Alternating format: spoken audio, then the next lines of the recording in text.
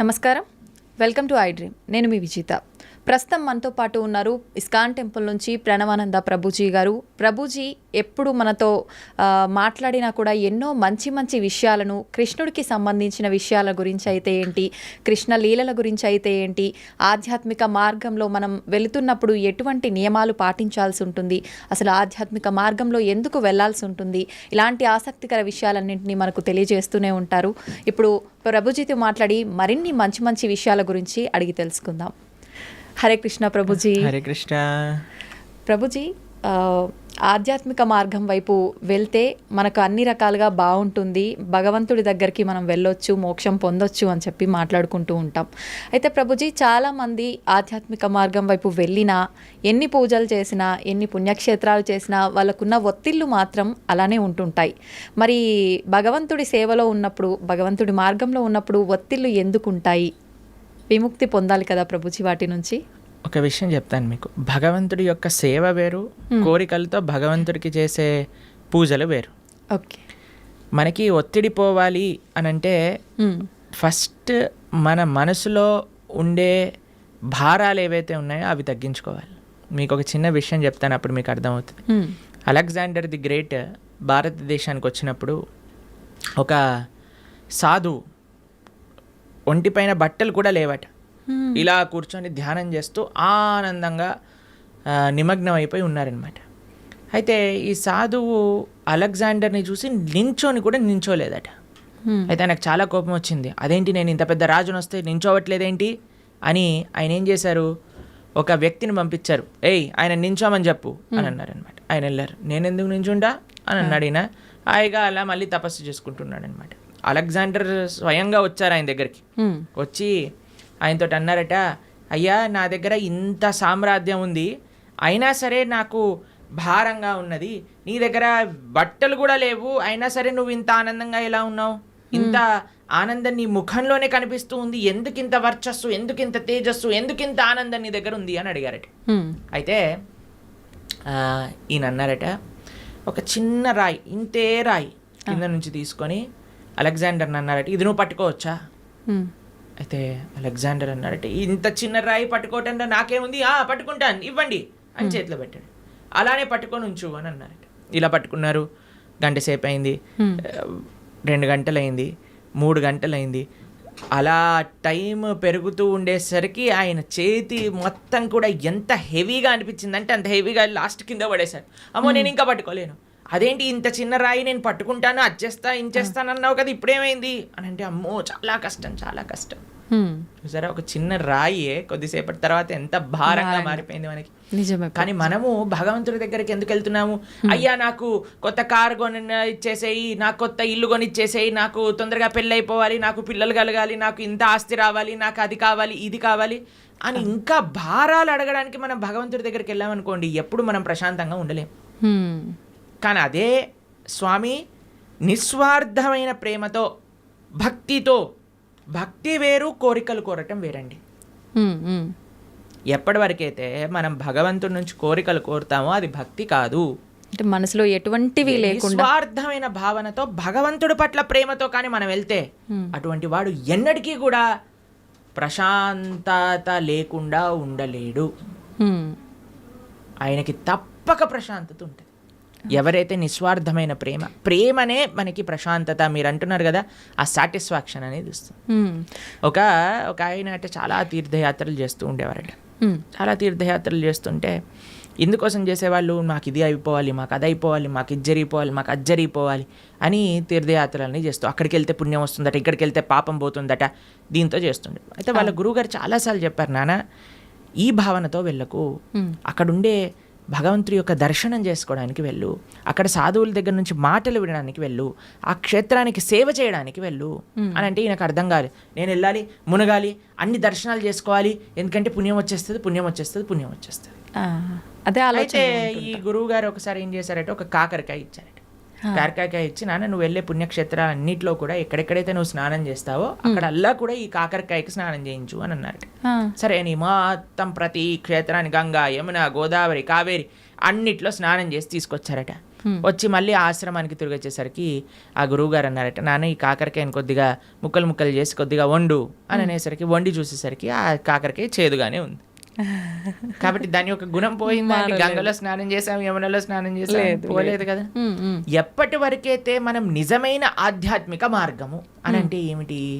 శ్రవణం కీర్తనం విష్ణు స్మరణం పాద సేవనం అర్చనం వందనం దాస్యం సాఖ్యమాత్మ నివేదనం. ఈ నవవిధ భక్తి మార్గాలలో మనం ఉండమో అప్పటి వరకు మన హృదయ శుద్ధీకరణ అనేది జరగదు. ఎంతవరకైతే మన హృదయ శుద్ధీకరణ జరగదో అప్పటి వరకు మనకు ప్రశాంతత ఉంటుంది అనమాట. అలాంటి తీర్థయాత్రకి వెళ్ళటం తప్పని చెప్పట్లేదండి. ఏ భావనతో వెళ్ళాలి? సేవా భావనతో వెళ్ళాలి. ఏ భావనతో వెళ్ళాలి? భగవంతుడి పట్ల ప్రేమతో వెళ్ళాలి. ఏ భావనతో వెళ్ళాలి? అక్కడ నుంచి ఏం నేర్చుకోవచ్చు, ఏం తెలుసుకోవచ్చు అనే భావనలోకి వెళ్ళాలి. కానీ ఏదో పుణ్యం వచ్చేసేయాలి, పాపం పోవాలి, ఏదో సైట్ సీయింగ్గా ఇలా వెళ్తే ఏం ప్రయోజనం లేదు. ఇప్పుడు చూడండి, ఏ క్షేత్రాలకు వెళ్ళినా మనం 4 ధామ్లో చూస్తూ ఉన్నాం. అందరు కూడా కెమెరాలు పట్టుకొని రికార్డింగ్స్ చేయడానికి, వ్లాగింగ్స్ చేయడానికి వెళ్తున్నారట. అవును ప్రభు. కేదార్నాథ్, బద్రీనాథ్ ఇలాంటి క్షేత్రాలన్నిటికీ కూడా బృందావనంలో అందరు రీల్స్ చేయడానికి వెళ్తున్నారు. ఇలా చేస్తే మనకి భక్తి ఎటువంటి ప్రయోజనం రాదండి. ఇంకా మనల్ని కర్మబంధంలో ఇంకా చిక్కుకుంటాం, కానీ మనం చర్మబంధం వీడలేము. కానీ ఎప్పుడైతే మనం సాధువుల దగ్గర నుంచి శ్రద్ధగా వింటామో, ఎప్పుడైతే మంచి విషయాలు స్మరిస్తామో, ఎప్పుడైతే చక్కగా జపం చేస్తామో భగవన్నామాన్ని, ఎప్పుడైతే భాగవత రామాయణాదులు చదువుతామో అప్పుడు నిజమైన శుద్ధీకరణ అనేది జరుగుతుంది. అప్పుడు నిజమైన ఒత్తిడి, స్ట్రెస్ అని ఏవేవో అంటున్నాం కదా, అవన్నీ పోతాయి. ఆనందంగా మనం భగవంతుడి దగ్గర ఉండొచ్చు. ఓకే ప్రభుజీ, కొంతమంది అనుకుంటారు నేను భగవంతుడి ధ్యాసలోనే ఉండాలి, ఆయన మొత్తం ఆయనకే అంకితం అయిపోవాలి అంటే కుటుంబ వ్యవహారాల్లో ఉంటుంటారు. కానీ ఎక్కువగా నేను ఆధ్యాత్మికం వైపు నడవాలి అనుకుంటున్నాను అనుకున్నా కూడా మనసు అనేది ఏకాగ్రత ఉండదు. అటువంటి వారు ఏం చేయాలి ప్రభుజీ? ఇలాంటివన్నీ గొడవలైనాక నెక్స్ట్ మూమెంట్ అనిపిస్తుంది అనమాట. నిజంగానే తర్వాత అయిపోయాక అంతా బాగుంది దేవుడు పక్కన మనము మన సంసారంలో ఉంటాం. అవునవును. దీన్ని శ్మశాన వైరాగ్యము అని అంటారు. కాబట్టి దీంతో పనికి రాదండి. మనము to start with regular spiritual practice ఉండాలి. మనం ఏమనుకుంటామంటే ఇప్పుడు నేను మొత్తము కూడా ఈ సంసారంలో ఉంటాను, ఒక సమయానికి సంసారానికి పులి స్టాప్ పెట్టేసి మొత్తం ఆధ్యాత్మికం అయిపోతాను. అలా అవ్వదండి ఎప్పుడు కూడా. మనము బ్యాలెన్స్ నేర్చుకోవాలి, మనకి ప్రియారిటీస్ ఉండాలి. కాబట్టి అలా మొత్తం వెళ్ళిపోతాను, మొత్తం మునిగిపోతాను అని చాలామంది మాకు కూడా చెప్తూ ఉంటారు. ప్రభుజీ ఇంకొక 4 సంవత్సరాలు వెయిట్ చేయండి, 4 సంవత్సరాల తర్వాత నువ్వు ఉంటావా లేదో తెలియదు కదా. అవును, ఎవరు ఉంటారో లేదో తెలియదు కదండి. ఒక నెక్స్ట్ క్షణంలోనే ఏమవుతుందో చెప్పలేం కదండి. నిజమే ప్రభుజీ. దేహినాం క్షణ భంగురహ అని అంటారు. తామరాకు పైన నీటి బొట్టు లాంటిది అనమాట మానవ జన్మ. ఇప్పుడు చూస్తున్నాం మనం, అసలు ఆశ్చర్యపోతున్నాం. అసలు మీరు ఎప్పుడైనా ఇంటర్నెట్లో చూసారనుకోండి, ఒకళ్ళు ఇలా పెళ్ళిళ్ళల్లో డాన్స్ చేస్తూ వెళ్ళిపోతారు. చిన్న చిన్న పిల్లలు, ఇప్పుడు వయసుతో సంబంధం లేదు హార్ట్ అటాక్ రావడానికి. అలానే ఎవరికైనా వస్తుంది అని కాదండి, మనకి తెలియదు ఎవరికి ఏమవుతుందో అనే విషయం. అవును. కాబట్టి మనం ఏమంటున్నామంటే ఒకనాడు ఇలా చేస్తాము, ఒకనాడు అలా చేస్తాము అన్నదానికంటే మనకి ఇప్పుడున్న సమయంలో కొద్దిగా సమయం భగవంతుడి కోసం తీయండి, కొద్దిగా సమయం వెచ్చించండి భగవంతుడి కోసము. ఓకే, వెచ్చించి చక్కగా దాన్ని మంచి ఆధ్యాత్మిక మార్గంలో యూజ్ చేయండి. ఎందుకంటే అదే మనకి శాశ్వతమైన ఫలితాన్ని ఇస్తుంది. స్వల్పమప్యస్య ధర్మస్య త్రాయతే మహతో భయాత్ అని కృష్ణుడు భగవద్గీతలో చెప్పారు. నువ్వు ఇంత చేస్తే నీకు ఇంత ఇస్తా, ఇంతగా కృష్ణుడు స్వీకరిస్తాడటండి. ఇంత చేస్తే, మనం ఇంత చేస్తే భగవంతుడు ఇంత అనుకుంటాడట దాన్ని. కానీ ఈ ప్రపంచంలో వాళ్ళకి ఇంత చేసినా సరే వాళ్ళు అనుకుంటారు ఏం చేశాడు వీడు నాకు, పెళ్ళిళ్ళల్లో ఇలానైనా మమ్మల్ని చూసుకునేది, అలానైనా మమ్మల్ని చూసుకునేది అని కొట్లాటలు పెట్టడానికి జనాలందరూ రెడీగా ఉంటారు. కానీ భగవంతుడు రివర్స్. కానీ మనం ఈ ప్రపంచంలో ఉండే వాళ్ళందరినీ సాటిస్ఫై చేయడానికి ప్రయత్నం చేస్తున్నాం, ఈజీగా సాటిస్ఫై అయ్యే భగవంతుని వదిలేస్తున్నాం. అది మనం చేసేదన్నమాట. కానీ మనం ఏమంటున్నామంటే బ్యాలెన్స్డ్గా ఉండండి, మంచిగా ప్రతిరోజు కొద్ది సమయమైనా గీత చదువుకోవడానికి. మీరు చూడండి, ఏ మతం వాళ్ళైనా అండి చిన్నప్పటి నుంచి పిల్లలకి నేర్పిస్తారు వాళ్ళ మతం ఏంటి, వాళ్ళ సాంప్రదాయం ఏంటి, అసలు వాళ్ళ పుస్తకాలు ఏంటి, పుస్తకాలు చదవటం కానీ వాళ్ళ యొక్క ఉత్సవాలు. మనకి ఎప్పుడు చిన్నప్పటి నుంచి ఎంజాయ్మెంట్ ఎంజాయ్మెంట్ ఎంజాయ్మెంట్ ఎంజాయ్మెంట్ తప్ప మిగతాది ఏమీ మనం నేర్పించట్లేదు. ఎంతమంది తల్లిదండ్రులు పిల్లలకి గీతా భాగవతాదులు చెప్తున్నారు చెప్పండి ఒకసారి? చాలా తక్కువగా ప్రభుజీ. అప్పుడు మన ధర్మం ఎలా ముందుకెళ్తుంది చెప్పండి? కాబట్టి మనం జాగ్రత్తగా కొద్దిగా టైం తీసుకొని ప్రతిరోజు కానీ మనం చదువుతూ పిల్లలకి చెప్తూ ఉంటే అప్పుడు కరెక్ట్ సమాజం అనేది మంచిగా ఉంటుంది, దృఢంగా ఉంటుంది. అది ముఖ్యం అన్నమాట. ఓకే ప్రభుజీ, వింటుంటాం సాధారణంగా పెద్దవాళ్ళు అంటుంటారు వీడు కారణ జన్మురా అని చెప్పి. అసలు నిజంగా కారణ జన్ములు అంటే ఎవరు ప్రభుజీ? సృష్టిలో ఉన్న ప్రతి ఒక్కరూ కారణ జన్ములే అంటారా? కారణ జన్ములు అనేదానికంటే కర్మ జన్ములు అనడం బెటర్ ఏమో, ఎందుకంటే అందరూ వాళ్ళ కర్మ ఫలితంగా జన్మిస్తూ ఉంటారు.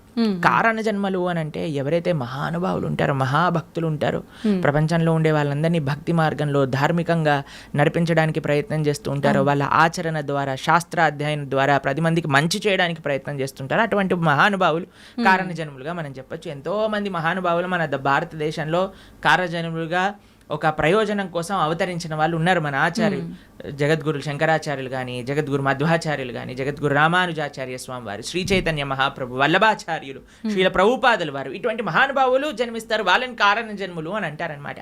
కానీ మనలాంటి జీవులందరం కూడా మన కర్మ ఫలితాన్ని అనుభవించడానికి జన్మించిన వాళ్ళమే అనమాట. మనం చేసుకున్న పుణ్య పాపాలను అనుభవించడానికి ఈ ప్రపంచంలోకి వచ్చాం.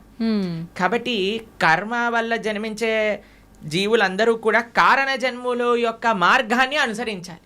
వాళ్ళు చూపించిన మార్గాన్ని, వాళ్ళు ఇడిపించిపెట్టిన లెగసీ ఏదైతే ఉందో దాన్ని ఫాలో అవటం వల్ల, వాళ్ళ టీలింగ్స్ ఫాలో అవటం వల్ల మనం కూడా జన్మలేని ఒక చక్కటి భగవంతుడి యొక్క లోకానికి చేరుకోగలుగుతాం అనమాట. కాబట్టి ఆచార్యులు కారణ జన్ములు, వాళ్ళకి కర్మ లేదండి. ఏ మహా భగవద్భక్తుడు ఆవిర్భవించినప్పుడు భగవంతుడు స్వయంగా ప్రేరణ చేస్తే, అయ్యా నువ్వు వెళ్ళి జనాలను ఉద్ధరించు అని చెప్తే కానీ వాళ్ళు రారు. అటువంటి మహాభాగవతోత్తములని మనం కూడా ఆశ్రయిస్తే మనం కూడా ఈ జన్మ రాహిత్యం పొంది భగవంతుడి యొక్క సేవ చక్కగా ఆ భగవంతుడి యొక్క లోకంలో చేసుకోగలుగుతాం అన్నమాట. ప్రభుజీ, ప్రతి ఒక్కరికి కూడా ముందు జన్మకు సంబంధించిన వాసనలను బట్టి పాపపుణ్యాలు ఉంటాయి కదా, మరి వాళ్ళకు అంత గత జన్మలకు సంబంధించిన ఉంటాయి కదా, మరి వాళ్ళకి ఎందుకు ఉండవు కర్మలు? ఆచార్యులక మహాభాగవతోత్తములక, ఎందుకంటే వాళ్ళు భగవంతుడు పంపిస్తే ఈ ప్రపంచంలోకి వచ్చిన వాళ్ళు. వాళ్ళందరూ కూడా భగవంతుడి యొక్క లోకంలో ఉండేవాళ్ళు అనమాట. అయ్యా నువ్వు ఉద్ధరించడానికి వెళ్ళు అని వాళ్ళని పంపిస్తే వాళ్ళు వచ్చి మనల్ని ఉద్ధరించడానికి ప్రయత్నం చేస్తారు. కాబట్టి వాళ్ళు ఏదో మనలాగా కర్మ వల్ల పుణ్యపాపాలు అనుభవించడానికి వచ్చిన వాళ్ళు కాదనమాట. భగవంతుడు తన యొక్క సొంత కృపతో, స్వామి నువ్వు వెళ్ళి ఈ ప్రపంచంలో ఉండే వాళ్ళందరూ కష్టపడిపోతున్నారు, పాపం వీళ్ళందరికీ ఏమి ధర్మం ఏంటి అధర్మం అంటే ఏం తెలియట్లేదు, కాబట్టి నువ్వు వెళ్ళి నీ భక్తి ద్వారా, నీ ఆచరణ ద్వారా 10 మందికి తెలియజేయి, వాళ్ళందరినీ కూడా మంచి మార్గంలో నడిపించు అని చెప్పి పంపిస్తే వాళ్ళు భగవంతుడి దగ్గర నుంచి కిందికి వస్తారు. ఓకే, అలా ప్రభుజీ, ధర్మం అంటున్నాం. ధర్మము, జ్ఞానము, భక్తి, కర్మ ఇవన్నీ మాట్లాడుకుంటున్నాం. అసలు ఇవన్నీ అంటే ఏంటి? నిజంగా వీటన్నింటినీ మనం గనక వీటి కరెక్ట్ మార్గంలో గనక వెళ్ళగలిగితే వీటి ద్వారా నిజంగా భగవంతుని ఎలా చేరుకుంటాం? అసలు మీరన్న క్వశ్చన్లో చాలా టర్మ్స్ ఉన్నాయి. ధర్మము, జ్ఞానము, భక్తి, కర్మ ఇవన్నీ ఒక్కొక్క విశ్లేషణ చేయవలసిన, ఒక్కొక్క పాడ్కాస్ట్ కి సంబంధించిన టాపిక్స్ అనమాట మీరు అడిగింది. సాధారణంగా ప్రతి ఒక్కరు ఎవ్వరు నోరు తెరిచినా కూడా ఇవే జనరల్ గా డిస్కస్ చేస్తుంటారు కదా ప్రభుజీ. మన అన్నిటికంటే పెద్ద మిస్కన్సెప్షన్ ఏంటి అని అంటే, ఎవరికి తోచింది వాళ్ళు ధర్మం అనుకుంటారు. నాకు తెలిసిందే ధర్మము, అంతే, నేను ఇది ఇలా చేశాను కాబట్టి ఇదే ధర్మము, నాకు ఇలా తెలుస్తుంది కాబట్టి ఇదే భక్తి, నేను ఇచ్చేస్తాను ఇదే నాకు జ్ఞానము, నాకున్నదే గొప్ప జ్ఞానము. ఇదంతా కాదండి, చాలా సింపుల్. ధర్మస్తు సాక్షాత్ భగవత్ ప్రణీతం. ధర్మం అంటే భగవంతుడు చెప్పింది. భగవంతుడు ఏం చెప్పాడు, ఎక్కడ చెప్పాడు మీకు తెలుసా? తెలీదు. భగవంతుడు అసలు ఏం మాట్లాడారు, అసలు ఏం చెప్పారు అనే విషయం తెలుసా మనకి? భగవంతుడు చెప్పింది భగవద్గీత. మనకి బేసిక్ ధర్మం ఎవరైనా అనుకున్నారనుకోండి, అరే నాకు మన సనాతన ధర్మంలో చెప్పిన ధర్మం ఏంటి తెలుసుకుందాము అని అనుకుంటే వాళ్ళు అసలు ఏం చదవాలి? భగవద్గీత చదవాలి ప్రభుజీ. భగవద్గీత కంపల్సరీగా చదవాలి మన సనాతన ధర్మంలో.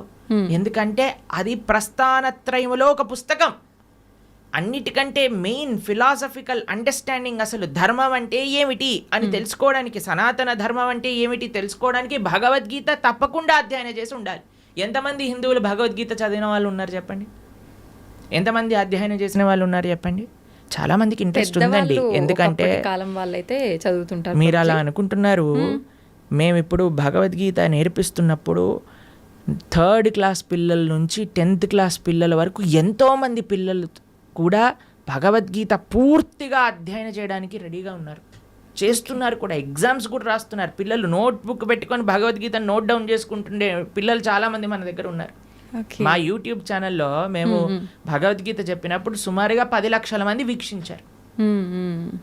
కాబట్టి ఉన్నారు జనాలు, కానీ ఆ అవేర్నెస్ ఇంకా పెరగాలి. అవును, భగవంతుడు చెప్పింది ధర్మం, కానీ ఇక్కడ అక్కడ చెప్పింది ధర్మం కాదు, వీడు వాడు చెప్పింది ధర్మం కాదు. భగవంతుడు చెప్పిన ధర్మానే మనం మాట్లాడాలి. ఇప్పుడు మీరు అడగచ్చు, ప్రభుజీ మరి మీరు చెప్పింది ఎందుకు మేము వినాలి? ఎందుకంటే భగవద్గీతలో చెప్పినది మాత్రమే, భాగవతాది శాస్త్రములలో చెప్పినది మాత్రమే మేము ప్రస్తావన చేస్తాం.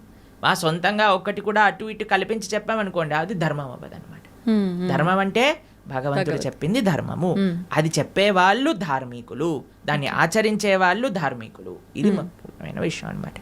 కాబట్టి ధర్మం అంటే ఏంటి? భగవంతుడు చెప్పింది ధర్మం. భగవంతుడు ఏమి చెప్తే అది ధర్మము. ఓకే. తర్వాత రెండవ విషయం మీరు అడిగారు, ఏంటి? జ్ఞానం. జ్ఞానం అంటే ఏంటి? భగవంతుడు గురించి తెలుసుకోవటమే జ్ఞానం. ఎవరైతే భగవంతుడి గురించి తెలుసుకుంటారో, భగవంతుడు చెప్పింది భగవద్గీత అనుకున్నాం, మరి భగవంతుడి గురించి తెలుసుకోవాలంటే ఏ పుస్తకం చదవాలి? భాగవతం చదవాలి. భాగవతం భగవంతుడి గురించి చెప్పేది, భగవద్గీత భగవంతుడు చెప్పినది. ఈ రెండూ కానీ మనం చదువుకున్నాం అనుకోండి, మనకి భగవంతుడు అంటే ఏమిటి, అసలు భగవంతుడు మనల్ని ఎందుకు సృష్టించారు, అసలు మన కర్తవ్యములేంటి, భగవంతుడిని ఎలా పొందాలి, భగవంతుడికి మనకి ఉండే సంబంధం ఏంటి, అన్ని విషయాలు అర్థమైపోతాయి అన్నమాట.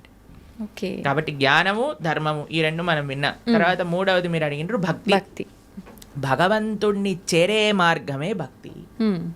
భగవంతుడిని చేరుకోవడానికి ఎన్నో మార్గాలు ఉన్నాయి. అన్నిటికంటే సులభమైనది, అన్నిటికంటే శ్రేష్టమైనది, అన్నిటికంటే ఆనందకరమైనది, అన్నిటికంటే సులభమైనది, అన్నిటికంటే మహోన్నతమైనది ఏదన్నా ఉంటే అది భక్తి మార్గము. తర్వాత లాస్ట్ మీరు అడిగింది కర్మ. మనం చేసే దాన్ని అన్నిటికీ కూడా మనకి రివర్స్లో మరి చేసిన దాన్ని వస్తుంది. ఇది బేసిక్ డెఫినేషన్. కర్మ ఈజ్ వెరీ కాంప్లికేటెడ్, కానీ మనం చేసిన దాని నుంచి మనం తప్పించుకోలేము. ఇది గుర్తుపెట్టుకోవాలి. మనం చేసిన పుణ్యము మనకు వస్తుంది, మనం చేసే పాపము మనకు వస్తుంది, మనం చేసిన భక్తి యొక్క సుకృతి కూడా మనతో పాటు ఉంటుంది. ఇది అర్థం చేసుకోవటం కర్మ. ఇది చాలా డీప్ విషయాలు. మళ్ళీ ఎప్పుడైనా మనకి సమయం ఉన్నప్పుడు కర్మ గురించి, జ్ఞానం గురించి, భక్తి గురించి, అలానే ధర్మం గురించి ఇంకా మనం డీప్గా డిస్కస్ చేసుకోవచ్చు అనమాట. ప్రభుజీ, భక్తి అంటున్నాం. అసలు భక్తి అంటే భగవంతుడికి శరణాగతి చేయడమే అంటారా ప్రభుజీ? సర్వధర్మాన్ పరిత్యజ్య మామేకం శరణం వ్రజ. కరెక్ట్. భక్తి అంటే భగవంతుడికి శరణాగతి చేయడం. అసలు శరణాగతి అంటే ఏంటి?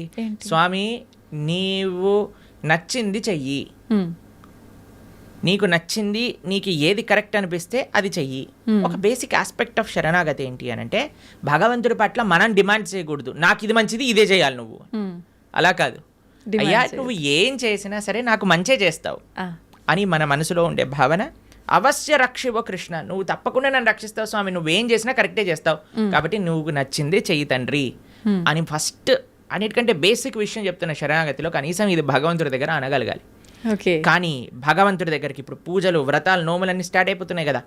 ఈ నోములో ఇది చేస్తే నాకు ఈ ఫలితం వస్తుంది, ఏ నోము చేస్తే నాకు ఏ ఫలితం వస్తుంది, ఈ స్తోత్రం చదివితే నాకు ఇది అవుతుంది, ఆ పూజ చేస్తే నాకు అది అవుతుంది, ఇన్ని వారాలు ఇచ్చేస్తే నాకు ఇది అయిపోతుంది.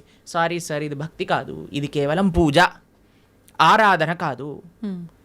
పూజ చేస్తే పుణ్యం వస్తుంది, ఆరాధన చేస్తే భగవంతుడి యొక్క కృప, భగవంతుడి పట్ల ప్రేమ పెరుగుతుందన్నమాట. కాబట్టి తిరువారాధన అని మనము భగవద్భక్తి సాంప్రదాయంలో అంటాం. స్వామి యొక్క ఆరాధన అనేది యూజ్ చేస్తాం. ఆరాధన అంటే ఎప్పుడైతే ప్రేమ ఉంటుందో, అక్కడ ఎటువంటి అపేక్ష ఉండదో అది ఆరాధన అవుతుంది. కానీ నాకు ఇది కావాలి అని మనం చేస్తే అది పూజ అవుతుంది, దానివల్ల పుణ్యం మాత్రమే వస్తుంది, భక్తి రాదు. కాబట్టి మీరు అన్నట్టుగా భగవంతుడి యొక్క పూజ చేయటము లేదా భగవంతుడి యొక్క ఆరాధన చేయడం యొక్క అన్నిటికంటే గొప్ప ఫలితం ఏంటి అని అంటే భగవంతుడికి శరణాగతి చేయుట.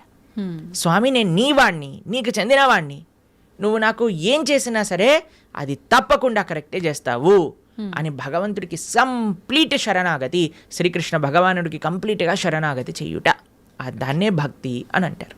చాలా కరెక్ట్గా చెప్పారు మీరు. ఆ భావన చాలా శ్రేష్టమైన భావన, అందరూ అలవర్చుకోవాల్సిన భావన అది.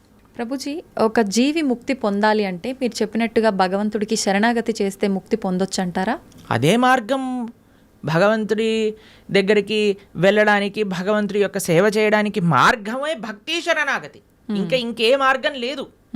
భగవంతుని చేరుకోవడానికి అన్నిటికంటే ఈజియెస్ట్ మార్గం, అన్నిటికంటే బెస్ట్ మార్గం ఏదన్నా ఉంటే అది భక్తియే. ఆ భక్తి తప్ప సమాశ్రితాయై పదపల్లవప్లవం మహత్పదం పుణ్య యశోమురారే భవాంబుదిర్వత్స పదం పరం పదం పదం పదం యద్విపదాంన తేషాం అని అంటారు. సమాశ్రితాయై అంటే శరణాగతి చేయటం. ఎవరైతే భగవంతుడి యొక్క శ్రీచరణాలను ఆశ్రయిస్తారో అటువంటి వాడికి ఏమవుతుందట, ఇంత పెద్ద సంసార సాగరం అంటాం కదండి, సంసార సాగరంలో కొట్టి ముట్టాడుతున్నాం అంటారు కదా, ఆ సంసార సాగరం ఎంతైపోతుందట అంటే ఒక గోవు దూడ పాదం ఉంటుంది కదండి, దూడ కానీ బురదలో పాదం పెట్టింది అనుకోండి, ఇంత చిన్న హోల్ అవుతుంది. దాంట్లో ఎంత నీళ్లు ఉంటాయి? తక్కువగా ఉంటాయి. అన్ని నీళ్ళు అయిపోతుందంటే ఈ సంసార సాగరం మొత్తం ఎవరైతే భగవంతుడికి శరణాగతి చేస్తారు. అంత నీటిని ఎంత సులభంగా దాటొచ్చండి, ఒక పాదం పెడితే సరిపోతుంది, దాటి అంతే. అలా సంసారాన్ని దాటేయచ్చట ఎవరైతే భగవంతుడి యొక్క పాదాలకు శరణాగతి చేస్తారు. కాబట్టి ముక్తి కావాలి, భగవంతుడి దగ్గరికి వెళ్ళి భగవంతుడి యొక్క సేవ చేసుకోవాలి అని అనుకున్న వాళ్ళకి ఏకైక మార్గం ఏమిటి అని అంటే అది భక్తి శరణాగతి మాత్రమే. ఇంకా ఏ మార్గము పని చెయ్యదు. ఓకే ప్రభుజీ, మోక్షం అంటుంటాం, ముక్తి మోక్షం ఒకటేనా? ఇవి రెండూ కూడా భగవంతుని చేరుకోవడాన్నే ముక్తి మోక్షం అని అంటారా? ఎస్, ముక్తి మోక్షము అని అంటే చాలా మందికి ఒక మిస్కన్సెప్షన్ ఏముంటుంది అని అంటే భగవంతుల్లోకి వెళ్ళి కలిసిపోవటము అని అనుకుంటారు, ఐక్యం అయిపోవటము అని అంటారు. చాలా మంది ఈ మాట వాడుతూ ఉంటారు అనమాట. ఐక్యం అయిపోవాలి భగవంతుడి లోపల. మనం ఏమి భగవంతుడి లోపల ఐక్యం అవ్వడానికి పుట్టలేదండి. జీవులం అందరూ కూడా జీవేర స్వరూప హోయ్ కృష్ణేర నిత్య దాస్, మనందరం కూడా భగవంతుడి యొక్క సేవ చేయడానికి ఉన్నాం. ఇప్పుడు చూడండి, ఒక చిన్న పిల్ల ఉంది, ఆవిడికి అమ్మ అంటే చాలా ప్రేమ ఉన్నప్పుడు ఆ చిన్న పిల్ల వచ్చి అమ్మతోటి, అమ్మ మళ్ళీ నేను నీ పొట్టలోకి దూరిపోతాను, నీ శరీరంలోకి వెళ్ళిపోతాను అని అంటే, ఒరే శరీరంలోకి వెళ్ళటం ఏంట్రా, అమ్మ అంటే ప్రేమ ఉంది అని అంటే నువ్వు ఏదో ఒక సేవ చేయాలి. అమ్మకి నచ్చినట్టుగా ఉండాలి, అమ్మకి నచ్చే విధంగా ఉండాలి. అదే సేవ కదండి. అమ్మ పొట్టులోకి వెళ్ళిపోవటం ప్రేమనా, లేదా అమ్మకి నచ్చే పనులు చేయటం ప్రేమనా? నచ్చే పని చేయటం. కాబట్టి భగవంతుడి యొక్క భక్తి, భగవంతుడి ముక్తి అని అంటే భగవంతుడు లోపలికి వెళ్ళిపోవాలి అని కోరుకోవటం కాదు, భగవంతుణ్ణే అయిపోవాలి అని చాలా మంది అనుకుంటూ ఉంటారు అనమాట. కానీ అది కాదండి ముక్తి అంటే. ముక్తి అంటే భగవంతుడి యొక్క సేవ చేయటం. భగవంతుడి యొక్క సేవ కాదు, భగవంతుడి యొక్క భక్తుల యొక్క సేవ. భగవంతుడి యొక్క భక్తుల యొక్క సేవ కాదు, భగవంతుడి యొక్క భక్తుల యొక్క భక్తుల యొక్క సేవ. భగవంతుడి యొక్క భక్తుల యొక్క భక్తుల యొక్క సేవ కాదు, భగవంతుడి యొక్క భక్తుల యొక్క భక్తుల యొక్క భక్తుల యొక్క సేవ. దాసానుదాసో తవ పాదేయిక మూలం, ఇది ముక్తి అని అంటే. మనం చాలా మందికి ప్రశ్న, ఒకవేళ మనకి ముక్తి వచ్చేసింది అనుకోండి, భగవంతుడి దగ్గరికి వెళ్ళిపోవాలి, ఏం చేస్తాము?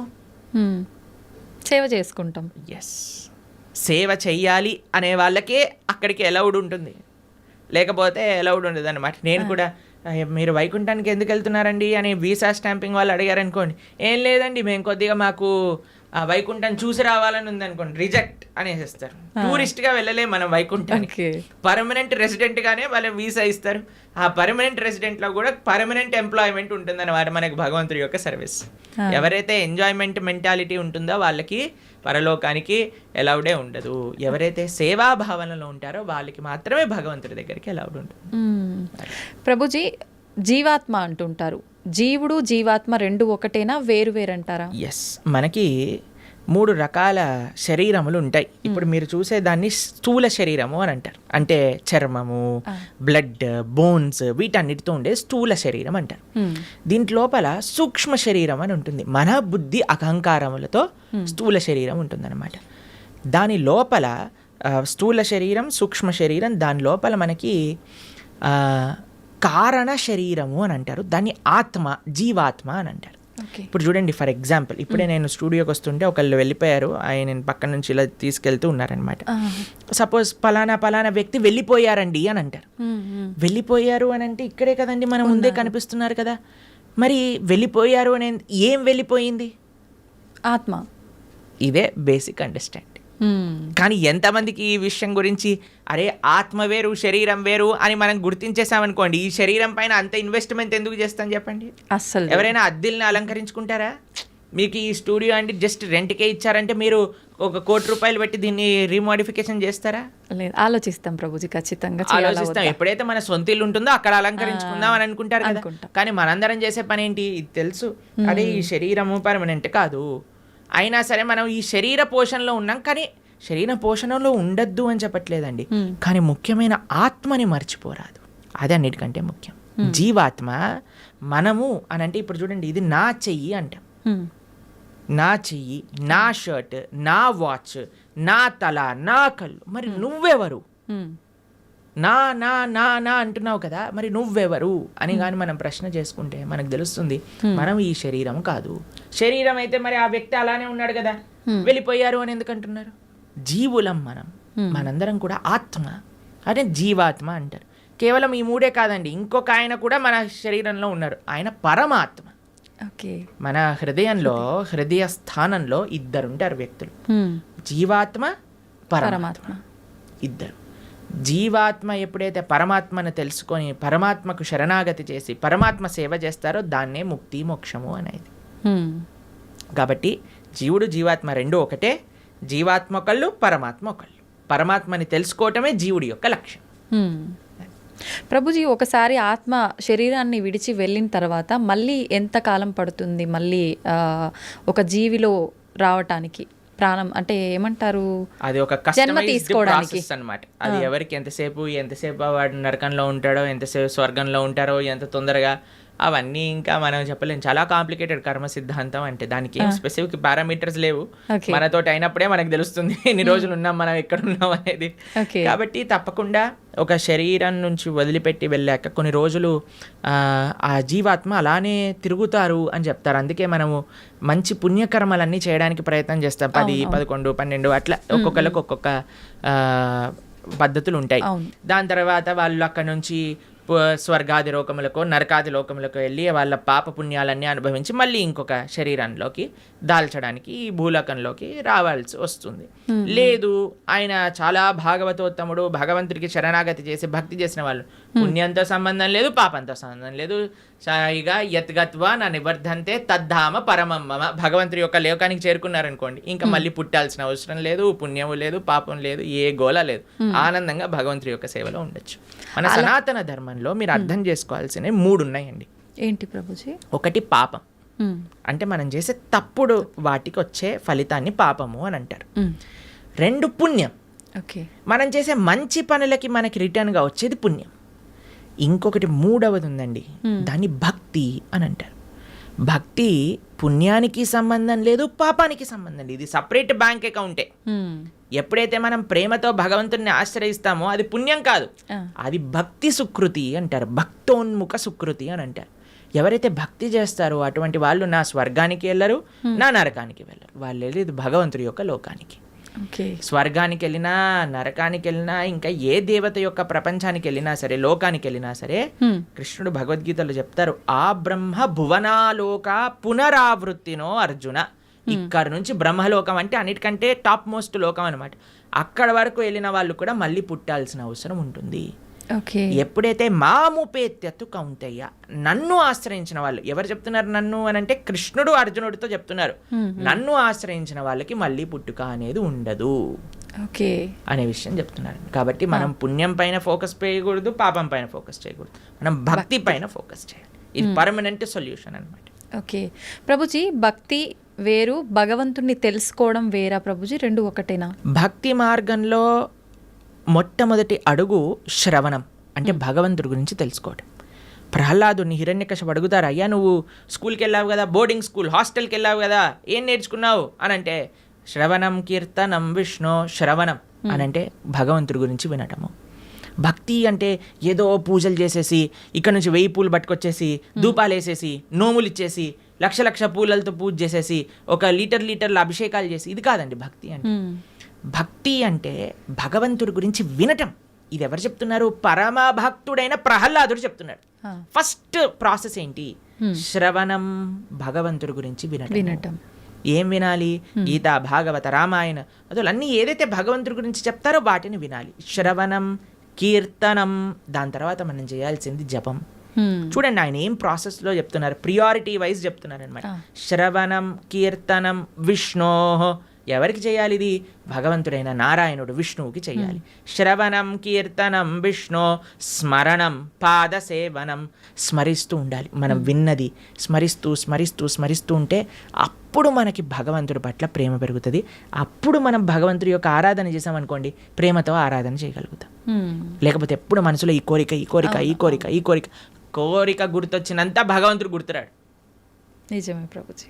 ఎప్పుడైతే మనం శ్రవణం కీర్తనం భగవంతుడి గురించి వింటామో, భగవంతుడి యొక్క నామాన్ని జపం చేస్తామో, అప్పుడు మనం ఆరాధన చేసేటప్పుడు మన మనసు భగవంతుడి పైన ఉంటుంది. కాబట్టి అందరూ కూడా ఫస్ట్ వ్రతాలు నోములు పూజలు చేసేయడానికి పరిగెత్తుతూ ఉంటారు. కానీ దాటికంటే ఫస్ట్ ఇనీషియల్ స్టెప్స్ ఏంటి అని అంటే, ఇప్పుడు చూడండి, ఒక ఫస్ట్ ఫ్లోర్కి ఎక్కెళ్ళాలి అని అంటే మనం లాంగ్ జంప్ చేసేసి ఎక్కిస్తామా? ఒకసారి దూకామనుకోండి, ఆయనతో కాళ్ళు చేతులు విడిగిపోతాయి, అంతే. మెల్లమెల్లగా ఎక్కామనుకోండి, కరెక్ట్ పాత్లో మనం వెళ్తూ ఉండొచ్చు అనమాట.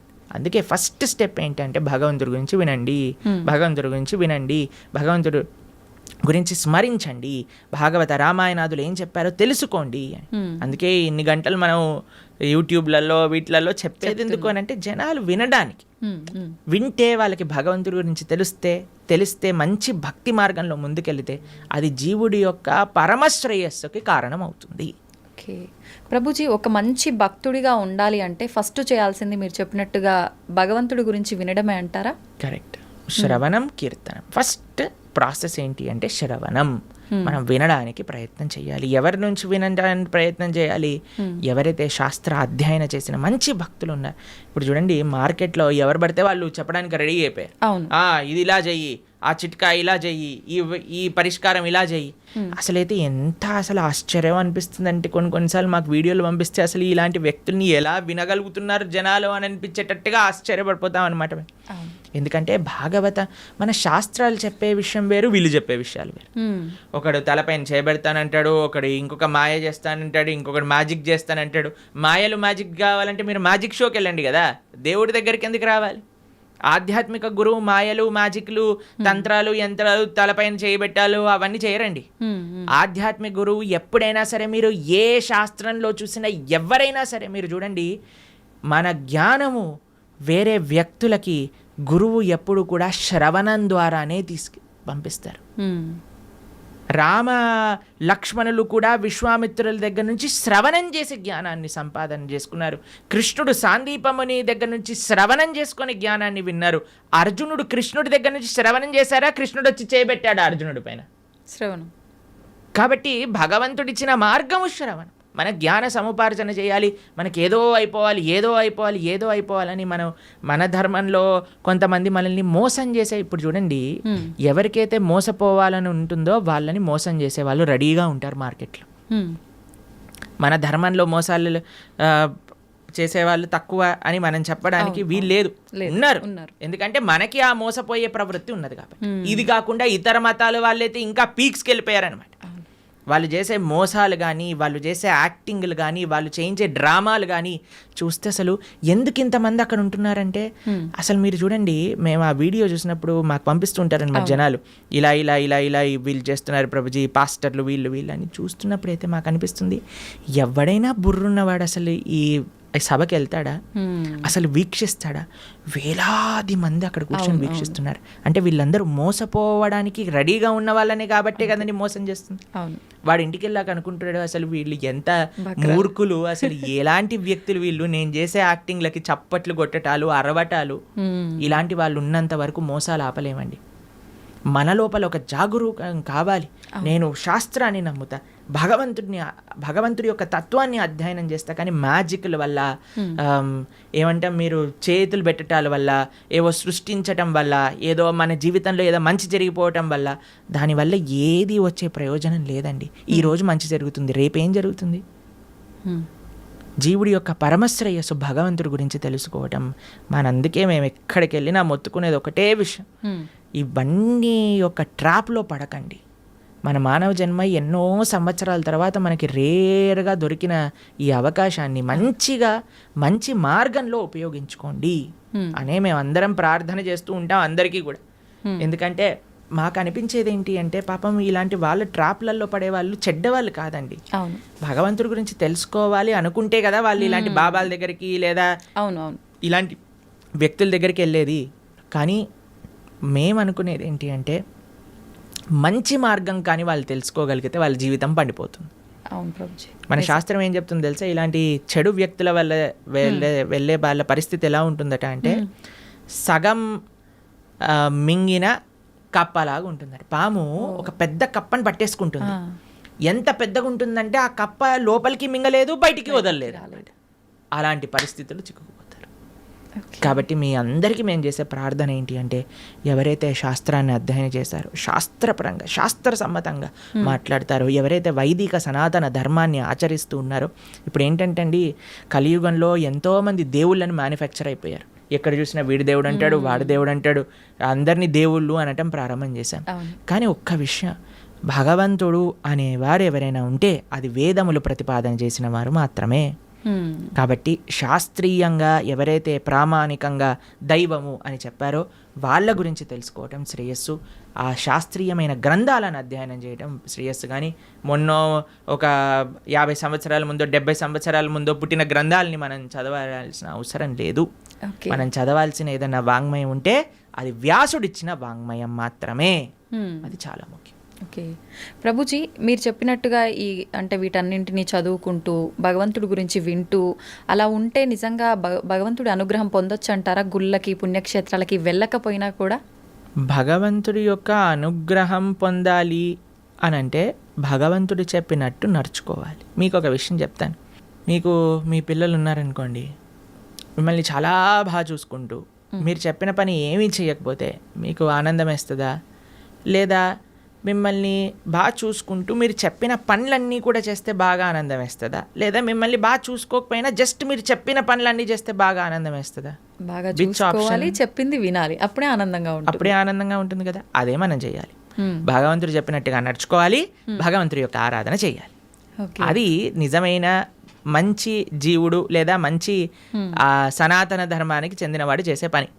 ఇటు భగవంతుడి యొక్క సాంగత్యం లేనప్పుడు మనం భగవంతుడి యొక్క స్మరణతో ధార్మికంగా ఉండటం, అలానే మనం భగవంతుడి యొక్క సేవ చేసుకునే ఒక అవకాశం వచ్చినప్పుడు సాక్షాత్తుగా అక్కడికి వెళ్ళి దర్శనం చేసుకొని ఒక సేవ భావనతో ఉండటం, ఆ రెండు ముఖ్యమే మనకి. ఓకే ప్రభుజీ, కొంతమంది తల్లి గర్భంలోనే ఉన్నప్పుడే రకరకాల రీజన్స్ ఏదైనా ఉండొచ్చు, చనిపోతూ ఉంటారు. అది వాళ్ళ గత జన్మ కర్మఫలమే అంటారా, లేదంటే మరి ఇంకేమైనా రీజన్ అయి ఉంటుందంటారా? ఇప్పుడు కర్మ ఎలా పనిచేస్తుంది అంటే అండి, అన్నిటినీ మ్యాచ్ చేస్తుంది అనమాట ఎగ్జాక్ట్ పాయింట్కి. తల్లిదండ్రుల కర్మ ప్రకారం ఏం జరగాలి అది ఉంటుంది, జీవుడు వచ్చేవాడి కర్మలో ఏం జరగాలి అది కూడా ఉంటుంది. అన్నిటినీ కలిపి మ్యాచ్ చేసి ఒక దగ్గర పంపిస్తుంది. కాబట్టి ఇది ఎవరి కర్మ అని చెప్తే ఆ జీవుడు కర్మనే, అలానే ఆ తల్లిదండ్రుల యొక్క కర్మనే, అందరి కర్మ మిక్స్ అయ్యి పరివారము అని అంటేనే ఒకళ్ళ కర్మ ఒకళ్ళు నెగేట్ చేసుకోవడానికి పుట్టినవారు. Okay okay. కాబట్టి ఇప్పుడు ఈ జన్మలో భార్యాభర్తలు పిల్లలు ఎలా వచ్చారండి, ఎవరు చూస్ చేశారండి, మాకు ఎవరు పిల్లలు పుడతారని ఎలా మనం ఎలాంటి ప్రభావంతో మీరు ఎవరికైతే రుణం ఉందో, ఎవరైతే మిమ్మల్ని పోయిన జన్మలో పెంచారో వాళ్ళకి మీరు మళ్ళీ పిల్లలుగా పుట్టారనుకోండి, వాళ్ళని పెంచి ఆ రుణం పోతుంది అనమాట. లేదు మీకు ఎవరైనా శత్రువులు ఉన్నారనుకోండి, వాళ్ళు కూడా పిల్లలుగా పుట్టచ్చు. ఎందుకంటే వాళ్ళకి మనం చేసిన అపచారాలన్నీ కూడా వాళ్ళు ఇప్పుడు మనతో చేసి మన కర్మ నెగెట్ చేస్తూ ఉంటారనమాట. కాబట్టి అది ఒక పెద్ద కాంప్లికేటెడ్ కార్మిక్ సైకిల్. అది ఎవరి కర్మ ఎగ్జాక్ట్గా అని చెప్పటం, అందరి కర్మ కలిసి ఒక కుటుంబం ఏర్పడుతుంది. ఒకళ్ళ కర్మ ఒకళ్ళు నెగెట్ చేసుకుంటూ ఉంటారనమాట. అది కుటుంబం అంటే. ప్రభుజీ, వాళ్ళు కర్మ అనుభవించటానికే మరొక జన్మ తీసుకుంటున్నప్పుడు అంటే బయటికి వచ్చి అనుభవించాలి కదా, కడుపులోనే ఎందుకు అలా అవటం? కడుపులో అనుభవం ఉండదా? కడుపులోనే అనుభవం ఉంటుంది. అంతే అనుభవం ఉండాలి అని కర్మ ఉంటే అంతే అనుభవం అంతే. Okay okay. కాబట్టి జీవుడు తల్లి గర్భములోకి వెళ్ళిన మరుక్షణం నుంచి కాన్షియస్నెస్ స్టార్ట్ అయిపోతుంది, డెవలప్ అవ్వటం అని చెప్తారనమాట. కాబట్టి గర్భస్థ నరకము అని అంటారు. ఇప్పుడు చూడండి, అమ్మ ఇప్పుడు మీరు రెస్పాండ్ అవ్వటం, ఇప్పుడు ప్రహ్లాదుడు గర్భంలో ఉన్నప్పుడే కదండి భగవంతుడి గురించి విన్నది. అవును. పిల్లలు అందుకే చెప్తారు, ఎప్పుడైతే కడుపుతో ఉంటారో అప్పుడు మంచి విషయాలు వినాలని, రామాయణ భాగవతాలు వింటూ ఉండండి, అప్పుడు పుట్టేవాడు మంచి భక్తుడుగా పుడతాడు అని. ఎందుకంటే వాడి లోపల కాన్షియస్నెస్ ఉంది కాబట్టి వాడు అనుభవిస్తున్నాడు ఏది మంచి ఏది చెడు. అందుకే అమ్మని జాగ్రత్తగా ఇది తినకూడదు ఇవి తినాలి అని ఎందుకు చెప్తారు అని అంటే, వాటి వల్ల ఆ పిల్లవాడికి కూడా ఆ రకమైన బాధ కలుగుతూ ఉంటుంది, లేదా ఆ రకమైన ఆనందం వస్తూ ఉంటుంది అని. కాబట్టి లోపల కూడా వాడు అనుభవిస్తూనే ఉన్నాడు జీవి. ప్రభుజీ భగవంతుడి అనుగ్రహం అనేది ఇప్పుడు మామూలుగా చెప్తుంటారు కదా ప్రభుజీ, మగవారు ఇంట్లో యజమాని చేసే పూజ వల్ల ఎక్కువ ఫలితం ఉంటుంది, కుటుంబానికి మొత్తం చెందుతుంది. ఆడవారు చేసే పూజా ఫలితం అనేది తనకు ఒక్కతి మాత్రమే చెందుతుంది అని చెప్పి చెప్తుంటారు. ఇది నిజమేనా ప్రభుజీ? ఒకవేళ ఇది హస్బెండ్ నిజమైతే చేసే పుణ్యంలో 50% భార్యకి చెందుతుంది. భార్య చేసే పుణ్యంలో నయా పైసా హస్బెండ్కి రాదు.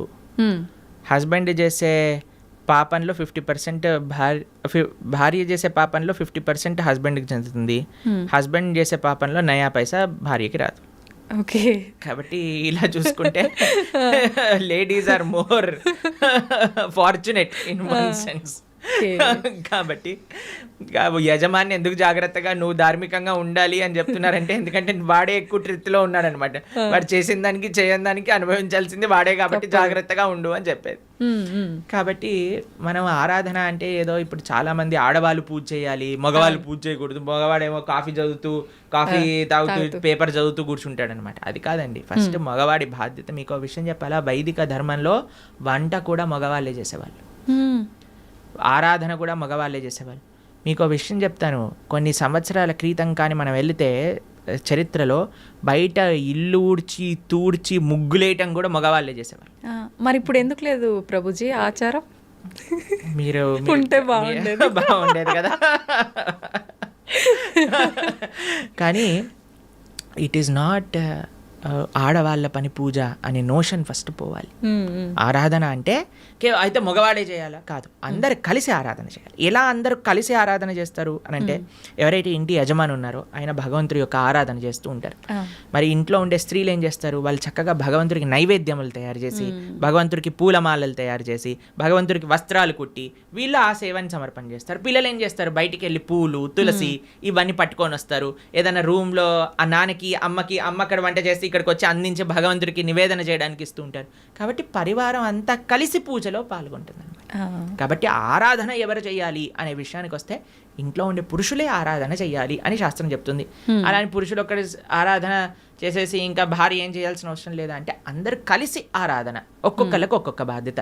ఒకళ్ళు నైవేద్యం తయారు చేయటం, ఒక పూలమాలలు తయారు చేయటం, చందనం తీయటం, పూలు తేవటం, పుష్పాలు చేయటం, తులసి పదాలు చేయటం, లాస్ట్కి సమర్పణ చేసుకోవటం. అందరు కలిసి చేస్తే అది ఆరాధన అవుతుంది.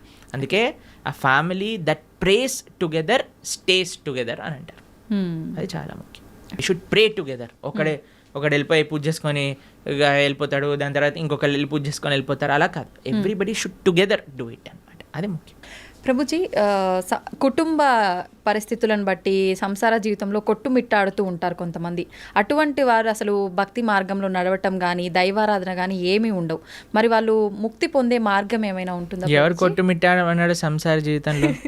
ఎవరైనా పీక పట్టుకొని నువ్వు కొట్టుమిట్టాడు సంసారంలో అని చెప్పారా? అది మన చాయిస్.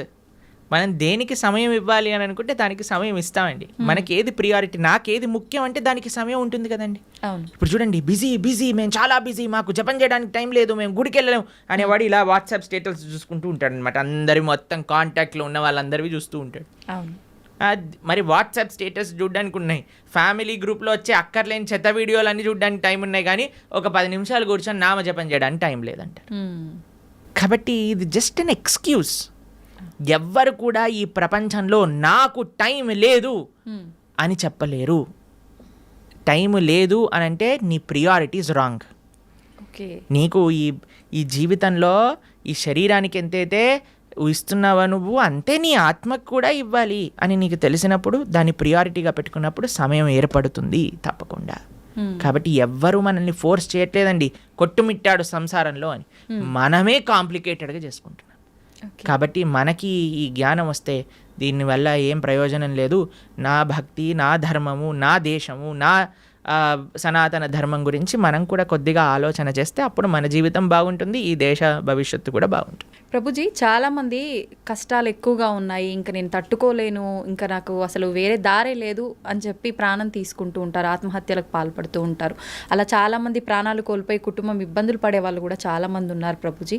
అటువంటి వారికి మీరు ఇచ్చే ఆత్మహత్య చేసుకోవాలి అనుకుంటున్న వాళ్ళకి ఒక న్యూస్ చెప్తాను. మీరు ఏదైతే బాధతో చనిపోవాలి అని అనుకుంటున్నారో ఇప్పుడు కానీ చనిపోతే దానికి 1,000,000 రెట్లు అయ్యి మరి జన్మలో ఆ బాధ అనుభవించాల్సి వస్తుంది. ఎన్ని రెట్లు? 1,000,000 రెట్లు. ఇప్పుడే నువ్వు భరించలేదు అని అనుకుంటే 1,000,000 రెట్లు అయ్యాక భరించే అవకాశం లేదు కదండి. కాబట్టి యూ కెనాట్ ఎస్కేప్. ఆత్మహత్య మహాపాతకం. ఎటువంటి పాతకము అని అంటే దానికి ఎటువంటి ఇంకా ఇంకా ఏం చేయలేమన్నమాట. అది మహాపాతకంలో మహాపాతకం. అటువంటి వాడు నరకంలో చాలా ఘోరమైన పరిస్థితులు అనుభవించాల్సి వస్తుంది. మరజన్మలో ఎత్తినప్పుడు 1,00,000 కోట్ల రెట్లు ఎక్కువ బాధ ఆ జీవుడికి అదే పరిస్థితిలో వస్తుంది అనమాట. కాబట్టి తస్మాత్ జాగ్రత్త జాగ్రత్త. ఇప్పుడు చూడండి, ఎవరైనా తాళం చేయి తయారు చేశారంటే దానికి తాళం తయారు చేశారంటే తాళం చేయి లేకుండా తయారు చేయరు కదండి. అలాంటి తాళం ఎక్కడైనా చూసారా? మన ప్రతి ప్రాబ్లంకి సొల్యూషన్ ఉంటుంది, ఓపికతో ఎతకాలంతే. కాబట్టి ఐ అండర్స్టాండ్ చాలామంది కాంప్లికేటెడ్ సిచ్యువేషన్స్లో ఉంటారు. కానీ మీరు ధైర్యంగా భగవంతుడి పైన నమ్మకంతో మీరు ప్రయత్నం చేయండి. ఎటువంటి సిచ్యువేషన్ దీనికి సొల్యూషన్ లేదు ఇంకా అనేది ప్రపంచంలో భగవంతుడు తయారు చేయలేదు. మీరు ధైర్యంతో ఉండండి, భగవంతుడు మీతో ఉన్నాడు, మంచి జరుగుతుంది. ఎప్పుడు కూడా ఆత్మహత్య లాంటి విపరీత డిసిజన్స్ మాత్రం తీసుకోకండి. ప్రభుజీ, మీరు అన్నారు అటువంటి పరిస్థితి నుంచి బయటపడే అవకాశం ఉంటుంది, జాగ్రత్తగా ఆలోచించండి. నిజంగా ఆలోచించేంత వీలు ఆ క్షణంలో ఉండదు అనే చెప్పాలి. నిజంగా మనం ఒక అంటే వద్దు మనం ఇలాంటి ఎందుకు లేదు అని అంటే, ఎందుకంటే పిల్లలకి మనం చెప్పట్లేదు కాబట్టి. పిల్లలకి మనం జీవితంలో నుంచి సక్సెస్ ఫస్ట్ రావాలి, 90% ఎక్స్ట్రా, ఐఐటి సీట్ కావాలి, మెడిసిన్లో సీట్ కొట్టాలి.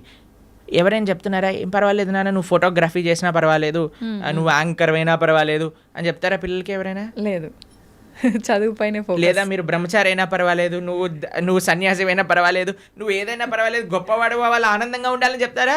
ఇవి అసలే డబ్బులు సంపాదన చేయాలి. డబ్బులు సంపాదిస్తే మంచి భార్య వస్తుంది, మంచి భార్య వస్తే మంచి కట్నం వస్తుంది, మంచి కట్నం వస్తే మంచి విలాసంగా ఉంటారు. దీంతో పిల్లల్ని పెంచామనుకోండి, వాడికి ఓ ఇది అయిపోతే నా జీవితం ఫెయిల్యూర్ కదా.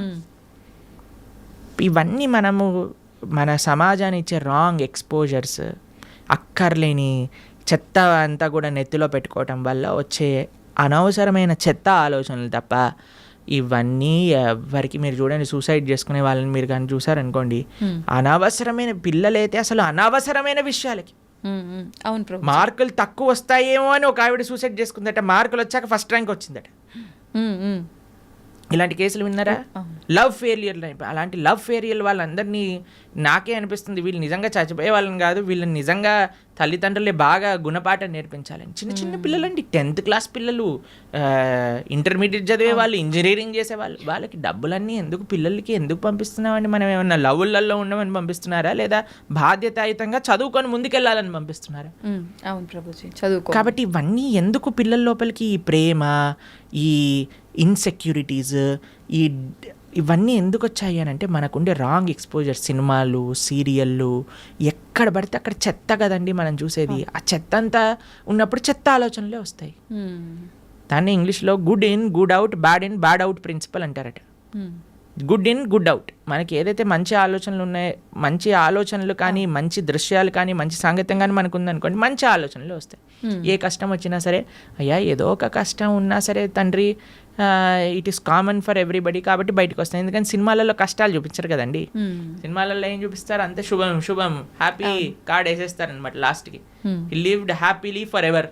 కానీ తర్వాత తెలుస్తుంది పెళ్ళి అయ్యాక సార్ నిజాం బాధలు స్టార్ట్ అవుతాయి. పెళ్ళిళ్ళలో సినిమాలలో చూపిస్తారా? వాడు ఏదో ప్రేమ ఇది చేసేసుకుంటాడు, తర్వాత లాస్ట్కి విలన్ తోటి ఫైటింగ్ అయిపోతుంది, ఇద్దరు పెళ్లి చేసుకుంటారు, హ్యాపీ అయిపోతుంది. పెళ్ళి అయ్యాక ముందుంది ముసల పండగ, అది తెలియదు కదా వీడికి. అవును. కాబట్టి మనం అన్ని మంచి మంచి విషయాలు, అందుకే ఇప్పుడు చాలాసార్లు మేము ఎప్పుడైనా ఇన్స్టాగ్రామ్లో చూసామనుకోండి, real life and real life అని పంపిస్తుంటారు. రియల్ లైఫ్ అంతా బాగానే ఉంటుందండి, అందరూ కూడా మీరు స్క్రీన్ పైన చూసి అది చేస్తూ ఇది చేస్తూ ఓ వాళ్ళు ఇంత వీళ్ళు ఇంత అని. కానీ ప్రతి ఒక్కళ్ళ జీవితంలో బాధలు ఉన్నాయి, ఇది ఫస్ట్ అర్థం చేసుకోవాలి. మనకొక్కడికే బాధ ఉంది, ప్రపంచం అంతా ఆనందంగా బ్రతుకుతున్నారు అనే అపోహ నుంచి బయటికి రావాలి. ఈ అపోహ ఫస్ట్ మనకు ఉండకూడదు. అందరూ బాగున్నారు, నేను ఒక్కనే బాధపడుతున్నా, అది కాదయ్యా. అందరూ నువ్వు బయటికి వెళ్ళినప్పుడు ఎలా అయితే ఆనందంగా నటిస్తున్నావో అందరూ అలానే నటిస్తున్నారు. ఎవడు బాగున్నాడు అని అంటే ఎవరైతే మన శుద్ధి అహంకారంతో భగవంతుడిని ఆశ్రయించిన వాడు తప్ప మిగతా వాళ్ళందరూ బాధల్లో ఉన్నారు. ఇది 110% సత్యం. ఎక్కడ సైన్ చేయమన్నా మేము సైన్ చేసి ఇస్తాం, ఎందుకంటే ఇది శాస్త్రవాక్కు. సవై పుంసాం పరోధర్మో యతో భక్తిర్ అదోక్షచే అహైతుకి అప్రతిహత ఏ ఆత్మ సుప్రదీయతే. ప్రశాంతత కావాలి అంటే భగవంతుని ఆశ్రయించాలి. There is no other way out. ధన్యవాదాలు ప్రభుజీ, మంచి విషయాలు తెలియజేశారు.